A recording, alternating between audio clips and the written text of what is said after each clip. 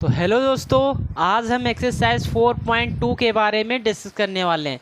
तो बच्चों, आज हम एक्सरसाइज 4.2 के ना तो हम क्वेश्चन करेंगे ना तो उसकी एक्सरसाइज सॉल्व करेंगे। आज जो बच्चों हम इसमें देखने वाले हैं, कुछ स्पेशल टाइप के फैक्टराइजेशन देखने वाले हैं। वो जो फैक्टराइजेशन है वो रूट वाले फैक्टराइजेशन है, क्योंकि बेटा क्वाड्रेटिक इक्वेशन में कहीं कहीं पर रूट वाले फैक्टराइजेशन आ जाते हैं, बच्चे वहाँ पर फंस जाते हैं। तो आज हम 4.2 स्टार्ट करने से पहले बच्चों हम सबसे पहले रूट वाले फैक्टराइजेशन सीखेंगे, तब हम एक्सरसाइज 4.2 को स्टार्ट करेंगे। ऐसा मत समझिएगा कि ये 4.2 का हिस्सा नहीं है, क्योंकि इससे रिलेटेड दो क्वेश्चन आपके 4.2 में दिए गए हैं और एग्ज़ाम में भी इस तरह के क्वेश्चन काफ़ी ज़्यादा पूछ लिए जाते हैं। तो चलिए दोस्तों, हम अपने वीडियो को स्टार्ट करते हैं। ये क्वेश्चन क्या है, देखिए यहाँ पर, ये देखिए ये रूट वाला एक नंबर आ रहा है। तो इस तरीके के क्वेश्चन को सॉल्व करने के लिए हम देखिए क्या करते हैं। आप तो एक तो सिंपल फैक्टराइजेशन करते हैं, सिंपल जैसे फैक्टराइजेशन करते हैं सिंपल, आप उसी तरीके से करिए। देखिए, जब आप सिंपल फैक्टराइजेशन के लिए जाते हैं, जो यहाँ पर एक्स स्क्वायर का बेटा कॉफिशिएंट होता है उसको कांस्टेंट टर्म से मल्टीप्लाई कराते हैं। यहाँ पर एक्स स्क्वायर का कॉफिशिएंट है 1, इसको आप मल्टीप्लाई कराते हैं 6 से, तो कितना आया, 6 आया। फर्स्ट स्टेप बेटा आपका ये रहेगा, आप एक्स स्क्वायर का जो कॉफिशिएंट होगा उसको आप कांस्टेंट टर्म से मल्टीप्लाई करा लेंगे। ओके, फिर देखिए आप क्या करेंगे। देखिए जी, ये बेटा यहाँ पर रूट में क्या लिखा हुआ है, 2। फिर उसके बाद सेकंड नंबर पे क्या करेंगे, रूट के अंदर जो नंबर लिखा हुआ है, रूट के अंदर जो बेटा नंबर लिखा हुआ है, रूट के अंदर जो नंबर लिखा हुआ है उसको ऑब्जर्व करना है, उसको ऑब्जर्व करना है। तो यहाँ से बेटा हम 2 लिख देंगे। रूट के अंदर बेटा क्या लिखा हुआ है, 2 लिखा हुआ है। तो ये बेटा हमने यहाँ पर लिख लिया 2। क्या लिख लिया, 2। ओके, अब यहाँ से आप बताइए, मैं 2 में किसका मल्टीप्लाई करा दूँ तो 6 आ जाएगा। कहोगे सर 3 का। मैं 2 में किसका मल्टीप्लाई करा दूँ तो 6 आ जाएगा। तो 3 का कराओगे तभी तो 3 2 6 होगा। फिर से आप समझिए, फर्स्ट स्टेप बेटा हमारा ये रहेगा कि आप जो एक्स स्क्वायर का कॉफिशिएंट होगा उसको कांस्टेंट टर्म से मल्टीप्लाई कराइए। ठीक, इतना करा लिया, 6 आया। फिर उसके बाद 6 आया, उसके बाद जो रूट के अंदर नंबर लिखा हुआ है उसको ऐसे लिखिए। अब इस 2 में हम किसका मल्टीप्लाई कराएं तो 6 आ जाए, ये नंबर पे फोकस करना है। अब 2 में हम किसका मल्टीप्लाई कराएं 6 आ जाए, 3 का कराइए। तो देखिए वही तो लिखा है। ठीक, देखिए हमें बेटा चाहिए √2, हमें चाहिए बेटा √2 चाहिए। तो देखिए बेटा, अभी मैंने एक प्रॉपर्टी बताई थी कि अगर कोई नंबर ऐसे लिख दिया मैंने √2 इंटू √2 तो वो 2 ही लिखा होता है। तो क्या मैं इस बेटा 2 को ऐसे नहीं लिख सकता हूँ, 2 इंटू 2? क्या कोई बेटा इसमें दिक्कत है? लिखा तो बेटा ये 2 ही है, लिखा तो ये बेटा 2 ही है, इसमें कोई दिक्कत नहीं होनी चाहिए। फिर इसमें देखिए सर क्या करना है। अब यहाँ पर ये 4 है, यहाँ पर ये 4 है। अब इस 4 को आपको इस नंबर से बनाना है। अब 4 को आपको इस नंबर से बनाना है। अब इस नंबर से 4 कैसे बनेगा, देखिए 3 को बेटा ऐसा तोड़ना है, 3 को ऐसा तोड़ना है कि प्लस करने पर 4 आए। 3 को बेटा ऐसा तोड़ना है कि प्लस करने पर 4 आए। अगर बेटा मैं इसको ऐसा लिख दूं कि 3 इंटू 1, अगर मैं बेटा इसको ऐसा लिख दूं 3 इंटू 1, लिखा तो बेटा 3 ही है। मेरी बात सुनिएगा, अगर मैं बेटा इसको ऐसा लिख दूं 3 इंटू 1, 3 इंटू 1 तो लिखा बेटा 3 है। अगर मैं इसको जोड़ दूंगा, अगर मैं इसको ऐड कर दूंगा तो ये बेटा हमारा 4 आ जाएगा। फिर से समझिए, 3 को बेटा ऐसा तोड़िए, 3 को ऐसा तोड़िए कि उसको ऐड करने पर 4 आ जाए, 4 आ जाए और मल्टीप्लाई करने पर वही 3 आ जाए। तो देखिए 3 को मैंने तोड़ा, मल्टीप्लाई करने पर तो बेटा 3 आ रहा है, मल्टीप्लाई करने पर तो 3 आ रहा है, बट इनको अगर 3 + 1 करेंगे तो 4 आ रहा है। तो देखिए हमें 4 चाहिए था ना। ठीक, तो इतना हमने कर लिया। अब देखिए बच्चों, हम इसके आगे इस क्वेश्चन को कैसे कंटिन्यू करेंगे। देखिए बच्चों, अब यहाँ पर ये देखिए, ये √2 लिखा है, ये 3 लिखा हुआ है। अब देखिए जो नंबर के बगल में नंबर लिखा हुआ है उन दोनों को हम एक पास लिखेंगे। जो नंबर थोड़ा दूर दूर लिखे हुए हैं, देखिए ये नंबर √2 और 3 ये दोनों पास पास हैं, तो इनको एक पास लिखेंगे। और ये √2 और ये 1 ये दोनों थोड़ा दूर दूर हैं, तो इनको एक पास लिखेंगे। मतलब पास पास वाले को एक साथ और दूर दूर वाले को भी एक साथ लिखना है। तो अब देखिए, अब हम इस क्वेश्चन को कैसे कंटिन्यू करते हैं। ये बेटा आप x² ऐसे लिख लेंगे, प्लस करेंगे। फिर देखिए सबसे पहले आप इसको लिख लीजिए, पास पास वाले को, √2 और 3। तो ये बेटा हम लिख लिया √2 3√2 लिख लिया। फिर इसको लिख लीजिए, और बेटा ये जो साइन यहाँ पर लगा है ये साइन आप यहाँ पर लगाइए। फिर देखिए क्या है, 1√2 ऐसा कर लिया, और प्लस में लिख दिया 6, सॉरी ये लिखा है x और प्लस में लिखा है 6, इक्वल में लिख दिया 0। देखिए बेटा, क्या हम इनको ऐड करेंगे तो 4√2 नहीं आएगा? बिल्कुल आएगा। इसके आगे सॉल्व कर लेते हैं। x² प्लस 3√2 x का बेटा मल्टीप्लाई करा रहा हूँ, और ये हो जाएगा बेटा √2x, और ये हो जाएगा प्लस का 6 और इक्वल में 0। अब उसके बाद जो हमारा नेक्स्ट स्टेप होता है, दो के पेयर बनाते हैं, दो के पेयर बनाते हैं। इसका एक पेयर बना लीजिए, इसका एक पेयर बना लीजिए। देखिए इन दोनों में से बेटा क्या कॉमन मिल रहा है, इन दोनों में से एक यहाँ पर x है और यहाँ पर भी x है, तो इन दोनों में से आ रहा है बेटा x कॉमन, तो मैंने x कॉमन कर लिया।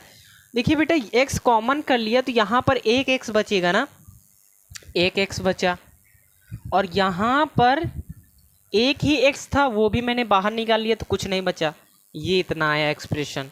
फिर प्लस, अब यहाँ पर देखिए, यहाँ पर हम क्या कर सकते हैं, इस एक्सप्रेशन को हम किस तरीके से लिखेंगे। देखिए बेटा, ये यहाँ पर तो कुछ नहीं कॉमन आ रहा है, आपको देखने में लग रहा है यहाँ पर कुछ नहीं कॉमन आ रहा है, x भी नहीं कॉमन आ रहा है, 1 कॉमन आ रहा है। बट अगर 1 कॉमन लेंगे तो ये ब्रैकेट और वो ब्रैकेट सेम नहीं बनेगा। तो देखिए हम इसको थोड़ा सिंप्लीफाई करते हैं। इसको बेटा मैं 6 को 3 × 2 लिख सकता हूँ, बिल्कुल लिख सकते हैं, बिल्कुल लिख सकता हूँ ना। फिर देखिए बेटा, यहाँ पर ये जो 2 लिखा हुआ है, इस 2 को बेटा क्या मैं √2 × √2 लिख सकता हूँ, बिल्कुल लिख सकता हूँ। अब देखिए बेटा, इसमें से क्या कॉमन आ रहा है, ये यहाँ पर बेटा √2 है, ये वाला ये √2 है यहाँ पर। तो देखिए बेटा, यहाँ से देखिए इसमें √2, यहाँ पर भी √2 है, यहाँ पर भी √2 है, मतलब दोनों में से √2 कॉमन आ रहा है, तो हम √2 कॉमन कर लेंगे। तो ये हो जाएगा x प्लस 3 √2, और बेटा यहाँ से मैंने √2 कॉमन कर लिया तो ये बचा x, और यहाँ पर देखिए एक √2 मैंने बाहर निकाल लिया तो ये बचा 3√2 और इक्वल में 0। देखिए बेटा, ये ब्रैकेट और ये ब्रैकेट दोनों सेम है ना, इसका मतलब ये हमारा इतना फैक्टराइजेशन बिल्कुल सही हुआ है। फिर उसके बाद देखिए क्या करेंगे, उसके बाद देखिए बेटा, दोनों में x प्लस √3 कॉमन आ रहा है ना, निकाल लेते हैं। x plus 3√2, x plus 3√2 common कर लिया, यहाँ पर बेटा बचा x और यहाँ पे बचा प्लस √2 और इक्वल में 0। अगर बेटा इसके रूट्स निकालने के लिए कहे, अगर इसके रूट्स निकालने के लिए कहे तो एक बार हम इसको 0 के इक्वल रख देंगे और दूसरी बार इसको 0 के इक्वल रख देंगे। तो चलिए देखते हैं। तो x प्लस 3√2 इक्वल टू 0, तो ये बेटा आ जाएगा हमारा माइनस का 3√2, ये कर लिया। अब बेटा एक बार हम इसको 0 के इक्वल रखते हैं, तो x प्लस 2 इक्वल टू 0, तो ये x इक्वल टू आ जाएगा -√2। तो ये देखिए बेटा, ये इसके रूट्स हैं, ये जो वैल्यू निकल के आई है ये बेटा इसके रूट्स कहलाते हैं। ओके, तो बेटा अब हम इसके आगे कुछ और क्वेश्चन लेते हैं और आपका कॉन्सेप्ट और भी ज़्यादा क्लियर करते हैं। तो देखिए बच्चों, हमारा सेकंड क्वेश्चन क्या है, 3x² माइनस 2√6x और प्लस 2 इक्वल टू 0। इस क्वेश्चन को भी बेटा हम सेम प्रोसीजर से करेंगे। पहला मैंने आपको स्टेप बेटा ये बताया था कि जो x² का कोफिशिएंट हो उसको कांस्टेंट टर्म से मल्टीप्लाई करिए। तो बेटा जब हम इससे मल्टीप्लाई करेंगे तो 3 2 6। ये जो बेटा आप ये जो वर्क करेंगे ये वाला, ये आप किसी रफ वर्क में करेंगे, ओके। ये आपको कॉपी में शो नहीं करना है। फिर उसके बाद मैंने क्या बताया था, जो रूट के अंदर नंबर लिखा हो उसको लिखिए। क्या लिखा है? 6। अब हम 6 में किसका मल्टीप्लाई करा दें 6 आ जाए। मेरी बात सुनिएगा सर, अब हम 6 में किसका मल्टीप्लाई करा दें तो 6 आ जाए। 6 में किसका मल्टीप्लाई करा दे तो 6 आ जाए। सर 1 का करा दीजिए। 6 1 जा 6। 6 में हम किसका मल्टीप्लाई करा दे तो 6 आ जाए। 1 का करा दीजिए। तो आप यहाँ पर 1 लिख दीजिए। क्या लिख दीजिए? 1 लिख दीजिए, ओके। उसके आगे देखिए हम कैसे प्रोसीड करेंगे इस क्वेश्चन में। उसके बाद बेटा हमने क्या कहा था, रूट के अंदर 6 है, रूट के अंदर 6 है। अब हमें बेटा चाहिए √6। क्या चाहिए? √6 चाहिए, हमें चाहिए √6। तो √6 यहाँ से मिल सकता है। कैसे मिल सकता है? अभी मैंने बताया कि इसको हम ऐसे लिख सकते हैं ना, जो बेटा रूट में हो उसको ऐसे लिख लीजिए। √6 को मैं ऐसे लिख सकता हूँ √6 × 6, क्योंकि तुम्हें √6 चाहिए तो हमें ये √6 लाना पड़ेगा अपने क्वेश्चन में। फिर हमें बेटा 2 चाहिए। क्या चाहिए? 2 चाहिए। अब 1 को ऐसा तोड़िए कि मल्टीप्लाई करने पर 1 आए, मल्टीप्लाई करने पर 1 आए और प्लस करने पर 2 आए। मल्टीप्लाई करने पर 1 आए और प्लस करने पर 2 आए। तो देखिए बेटा 1 को क्या मैं ऐसे नहीं लिख सकता 1 × 1। मल्टीप्लाई करने पर 1 आ रहा है, अगर मैं इन्हीं को ऐड कर दूं तो 2 आ जाएगा ना, बिल्कुल आ जाएगा। इतना कर लिया। उसके बाद मैंने आपको प्रोसीजर क्या बताया था, जो पास पास हैं उनको एक साथ लिखेंगे, जो थोड़ा दूर दूर हैं उनको भी एक साथ लिखेंगे, ओके। तो बेटा ये जो पूरा मैंने ये प्रोसीजर बताया है ये आपको रफ वर्क में करना है, ओके। रफ वर्क में आपको ये करना है। तो ये देखिए ये आ जाएगा बेटा आपका 3x², ये माइनस लगाया। फिर उसके बाद देखिए सबसे पहला पास वाला 1√6, 1√6 बेटा लिख लिया। फिर उसके बाद बेटा ये सिंबल ऑलवेज यहाँ पर बीच में आता है। मैं आपको अपने एक्सपीरियंस के बेस पर बता रहा हूँ, जो नंबर लास्ट में होता है कांस्टेंट टर्म के साथ जो नंबर होता है वो हमेशा यहाँ पर नंबर आता है। चाहे आप कोई भी क्वेश्चन उठा के देख लीजिए क्वाड्रेटिक इक्वेशन को सॉल्व करने का। फिर यहाँ पर मैंने प्लस लगा दिया, ओके। फिर देखिए यहाँ पर ये मैंने पास वाला पेयर लिख लिया, कट लगा दिया, हटाइए। अब यहाँ पर देखिए ये एक लिखा 1√6, दूर वाला जो लिखा है वो भी 1√6 है, ठीक है। और फिर ये x लिखिए, फिर ये +2 उसी तरीके से लिख दीजिए। देखिए क्या क्वेश्चन वही लिखा हुआ 3x²। अगर बेटा मैं इनको ऐड करूं तो ये हो जाएंगे 1√6 और 1√6 हो जाएगा 2√6 और ये हो जाएगा माइनस का 2√6 और ये प्लस का 2। मतलब क्वेश्चन तो वही लिखा हुआ है। और ये देखिए मल्टीप्लाई करने पर 6 आना चाहिए। अगर मैं बेटा इन दोनों का मल्टीप्लाई करूं √6 × √6 तो 6 ही तो आएगा, बिल्कुल आएगा। तो चलिए अब हम इस क्वेश्चन को आगे सॉल्व करते हैं। आप ये 1 ना लिख भी सकते हैं और नहीं भी लिख सकते हैं, कोई प्रॉब्लम नहीं है। मैं लिख के दिखा रहा हूँ ना जिससे आपका और अच्छा लगे। तो ये बेटा हो जाएगा 1√6 और बेटा x का मल्टीप्लाई होगा तो ये 1 माइनस x का, और ये प्लस है तो फिर से माइनस हो जाएगा, -1√6x + 2 = 0। इतनी बात समझ में आ गई। अब उसके बाद मैंने बताया था कि इसमें आप पेयर बनाने की कोशिश करें। क्या पेयर बनाने की कोशिश, दो दो का पेयर, एक बेटा पेयर आपका ये होगा और दूसरा पेयर ये होगा, दो दो का पेयर बनाना है ना हमें। बट देखिए इसमें से आप देख पा रहे होंगे x कॉमन आ रहा है, बट बेटा इसमें x के अलावा भी कुछ कॉमन आ रहा है। वो क्या कॉमन आ रहा है आप थोड़ा ध्यान से देखिएगा। इस 6 को बेटा मैं क्या लिख सकता हूँ, थोड़ा आप इस पर फोकस करिएगा। ये क्वेश्चन मैं आपको समझा रहा हूँ बिल्कुल अच्छे से। इस 6 को बेटा अब मैं थोड़ी देर के लिए 1 हटा रहा हूँ, क्योंकि 1 लिख भी सकते हैं और नहीं भी लिख सकते। इस 6 को बेटा आप √3 इंटू √2 लिख सकते हैं, लिख सकते हैं कि नहीं बताइए आप। क्योंकि अभी मैंने एक प्रॉपर्टी बताई थी √a into √b equal to √a√b, ये बताया था ना, वही प्रॉपर्टी यहाँ पर अप्लाई की है। इन दोनों का फिर से मल्टीप्लाई करेंगे तो यही आ जाएगा। और देखिए बेटा 3 को मैं क्या लिख सकता हूँ, 3 को मैं लिख सकता हूँ √3 इंटू √3। अब देखिए यहाँ से क्या कॉमन मिलेगा, √3 भी कॉमन आ रहा है। देखिए √3 यहाँ पर भी है, यहाँ पर भी है, ठीक।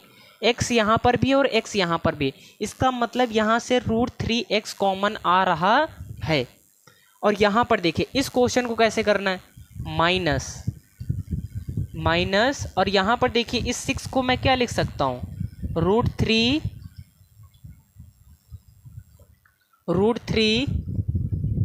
इंटू √2, क्यों लिख सकता हूँ ना, बिल्कुल। और इस 2 को मैं क्या लिख सकता हूँ, √2 इंटू √2। आप ऐसे सिंपल बढ़िया क्वेश्चन को तोड़ के लिख लीजिए, आपकी अंडरस्टैंडिंग बिल्कुल नेक्स्ट लेवल की हो जाएगी। ओके, अब यहाँ से आप सिंपल देख सकते हैं। देखिए ये बेटा मैंने उसी पेयर को तोड़ा है जो मैंने यहाँ पर एक बॉक्स में रेक्टेंगल में बंद कर रखा है। ये दूसरा बॉक्स है, ठीक, box number 1, box number 2। Okay, अब यहाँ से देखिए इस क्वेश्चन को हम कैसे आगे प्रोसीड करते हैं। देखिए √3 यहाँ पर भी है, यहाँ पर भी है, √2 नहीं मिल रहा है, x यहाँ पर भी है और x यहाँ पर भी है। इसका मतलब यहाँ से x √3 कॉमन आ रहा है, x √3 कॉमन आ रहा है। देखिए बेटा कॉमन उसी को लेते हैं जो दोनों के पास हो, तो दोनों के पास क्या है, x भी और √3 भी है। तो इसका मतलब मैंने यहाँ से x √3 कॉमन कर लिया। जब बेटा मैंने यहाँ से x √3 कॉमन कर लिया तो देखिए √3 एक कट गया, x भी यहाँ से एक काट दो, तो यहाँ पर बचा क्या, एक √3 बचा और एक x बचा। क्यों भाई, एक √3 गायब हो गया, क्योंकि एक मैंने √3 बाहर ले लिया और एक x भी बाहर ले लिया, तो अंदर बचा क्या, एक √3 बचा और एक x बचा। और यहाँ से मैंने √3 कॉमन ले लिया और यहाँ से x ले लिया, तो अंदर बचा क्या, √2 बचा। तो ये आपको इतना समझ में आया होगा। फिर इन दोनों में आप ध्यान से देखिए क्या कॉमन आ रहा है, क्या √3 कॉमन आ रहा है, ना। क्या √2 कॉमन आ रहा है, बिल्कुल नहीं है। हाँ √2 कॉमन आ रहा है, बिल्कुल कॉमन आ रहा है। x कॉमन आ रहा है, नहीं आ रहा है। तो यहाँ से बेटा हम √2 कॉमन कर लेंगे, √2 कॉमन कर लेंगे। वो भी हमने बेटा यहाँ से माइनस का √2 कॉमन किया है। क्या किया है, माइनस का √2 कॉमन किया है। तो देखिए बेटा यहाँ से √2 है, वहाँ से गायब कर दिए। मान लीजिए √2 कॉमन कर लिया तो हटा दीजिए, यहाँ से बचा क्या आपका √3x, √2 हट गया, √3x बचा ना, और √2 एक हटा दीजिए, ओनली बचा क्या, √2 इक्वल टू 0। तो ये देखिए बेटा ये आ गया, ये मैं हटा देता हूँ ना। फिर देखिए उसके आगे कैसे करेंगे, ये 0 है ना बेटा। अब ये देखिए क्या ये दोनों ब्रैकेट सेम आ रहे हैं, नहीं सर, यहाँ पर आपने गलती कर दी है, जो हम भी करते हैं। ये यहाँ पर बेटा माइनस होंगे ना। आप बेटा जब भी यहाँ तक आ जाएं तो ये दोनों ब्रैकेट ज़रूर मैच कर लीजिए, क्या दोनों ये ब्रैकेट सेम आ रहे हैं। अगर सेम नहीं आ रहे हैं तो इसका मतलब आपने कहीं गलती कर दी, जैसा कि अभी मैंने यहाँ पर कर दिया था। वो माइनस क्यों आया, क्योंकि माइनस का अंदर मल्टीप्लाई हो जाएगा, प्लस वाला माइनस, माइनस वाला प्लस में कन्वर्ट हो जाएगा ना। फिर उसके बाद देखिए अब इतना कर लिया, तो अब देखिए बेटा यहाँ पर भी √3x - 2 है और यहाँ पे √3x - 2 है। दोनों के पास सेम चीज़ होती है तो हम उसको कॉमन ले लेते हैं। तो यहाँ से बेटा हम इसको कॉमन ले लेंगे। √3, देखिए बेटा, √3 x माइनस √2, यहाँ से बेटा ये हमने कॉमन कर लिया। भले ही समझाने में हमको देर लग रही है, बट ये समझ में आपको बिल्कुल अच्छे से आ जाएगा। ओके, देखिए यहाँ से ये बेटा मैंने कॉमन कर लिया, तो कॉमन कर लिया तो ये निकल गया, यहाँ से बचा क्या, ये बचा। इसको मैंने सफ़ा कर दिया, मान लीजिए कॉमन ले लिया मैंने, इसको सफ़ा कर दिया बिल्कुल साफ ऐसे। बचा क्या यहाँ पर, ये बचा। और यहाँ से भी मैंने ये कॉमन कर लिया, बचा क्या, माइनस का बचा, माइनस का √2 बचा। आप ये अपने माइंड में बिल्कुल गायब कर दीजिए, जो कॉमन लीजिए। अब हमें इसके बेटा यहाँ तक कर लिया। अब यहाँ पर ये क्वेश्चन कह सकता है 3x² minus 2√6x + 2 = 0, find the roots. आप यहाँ तक करिए, फिर इसको एक बार इसको 0 के इक्वल रखिए, एक बार इसको 0 के इक्वल रखिए, बस वहाँ से आपके रूट्स निकल के आ जाएंगे। एक बार मैं बेटा इसको 0 के इक्वल रख रहा हूँ ना, तो √3x माइनस √2 = 0। तो यहाँ से हम x की वैल्यू निकाल लेंगे। तो ये बेटा √2 और x की वैल्यू आ जाएगी √2/√3। अभी मैंने चैप्टर के स्टार्ट में ही आपको एक प्रॉपर्टी बताई थी। वो प्रॉपर्टी बेटा क्या थी, अगर दोनों नंबर डिवाइड में हैं और उनके ऊपर रूट लगे हैं तो मैं उसको पूरा एक रूट दे सकता हूँ इस तरीके से, 2/3। अभी मैंने आपको प्रॉपर्टी बताई थी ना, √a/√b, तो मैं इसको पूरा इस तरीके से लिख सकता हूँ, √a/b होल का √a/b। तो ये आ गया। अब बेटा इसको कर लेते हैं, तो ये आ जाएगा x√3 = √2 और x = हो जाएगा √2 और ये इंटू में इस तरफ आ जाएगा डिवाइड में, तो x की वैल्यू आ जाएगी होल का √2/3। देखिए दोनों रूट्स जो आए हैं वो बेटा सेम आए हैं। ओके, रूट्स का मतलब बेटा वही होता है जो जीरोज़ का मतलब होता है। जीरोज़ का मतलब क्या होता था, वहाँ पर जीरोज़ हम पॉलिनोमियल की बात कर रहे थे। मतलब अगर किसी पॉलिनोमियल x की जो वेरिएबल यूज हो रहा है, वेरिएबल की वो वैल्यू जो उसमें रखने पर पूरा पॉलिनोमियल ज़ीरो हो जाए, उसी को हम जीरोज़ कहते हैं। और यहाँ पर रूट्स क्या होता है, वेरिएबल की वो वैल्यू जो हम यहाँ पर रख दें जिससे हमारा पूरा पॉलिनोमियल जीरो हो जाए, तो वो हमारी कहलाएगी रूट्स। अगर बेटा आप यहाँ पर रख के देखेंगे तो ये LHS = RHS आ जाएगा। तो देखिए बच्चों, क्वेश्चन नंबर मैंने 3 क्या उठाया है, इसमें जो बेटा x² का कॉफिशिएंट है वो भी रूट में है और कांस्टेंट टर्म है वो भी रूट में है। इस बार बीच वाला जो टर्म है, मिडल टर्म है, वो रूट में नहीं है। इसको बेटा आप जैसे सिंपल फैक्टराइजेशन करते थे, सेम टू सेम इसको वैसे ही करना है। ओके, तो देखिए इसको हम करेंगे कैसे। बेटा सबसे पहला हमारा स्टेप क्या होता था, जो x² का कॉफिशिएंट हो उसको कांस्टेंट टर्म से मल्टीप्लाई करने का। तो यहाँ से हम इसको मल्टीप्लाई करेंगे, √2, ये 5√2 इंटू √2, यहाँ से मल्टीप्लाई करेंगे तो देखिए ये क्या हो जाएगा 5 और √2 जानते हैं आप क्या होता है 2, और ये आ गया हमारा 10। क्या आ गया, 10 आ गया।